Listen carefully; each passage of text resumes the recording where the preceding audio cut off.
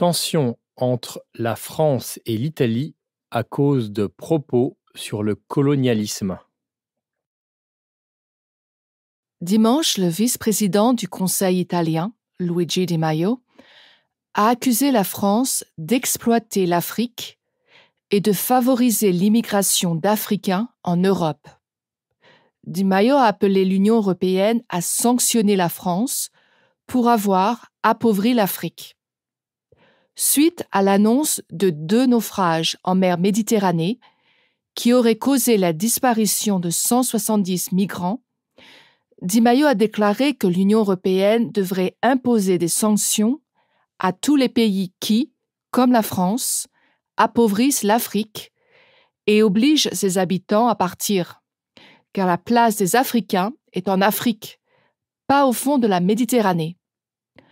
Des sources diplomatiques françaises ont qualifié les propos de Di Maio d'hostiles et sans raison, compte tenu du partenariat entre la France et l'Italie dans l'Union européenne.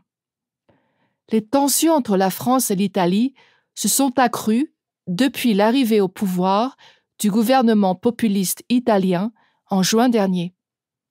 Une grande partie des frictions ont porté sur l'immigration. La France a reproché à l'Italie de ne pas autoriser les bateaux de sauvetage à accoster, tandis que l'Italie l'a accusé d'hypocrisie pour avoir renvoyé des migrants. Ces remarques du gouvernement italien ne sont pas nouvelles. Mais comment peut-on relier la France à la mort des migrants dans des naufrages? Cela fait monter les tensions à un niveau inédit. Et il n'y a aucun signe d'amélioration. Matteo Salvini, l'autre vice-président du Conseil italien, a qualifié mardi Emmanuel Macron de « très mauvais président ». Il a également déclaré que les activités de la France en Libye ne visent pas à stabiliser le pays, mais uniquement à prendre le contrôle du pétrole dans ce pays. Un très mauvais président, tu dis. Le président Macron n'avait-il pas qualifié le gouvernement italien de lèpre populiste peu de temps après sa formation? C'est vrai. Apparemment, Di Maio et Salvini n'ont pas oublié ce qu'il a dit. Bien sûr que non. Et maintenant, ils ont fait de l'attaque de la France une stratégie politique.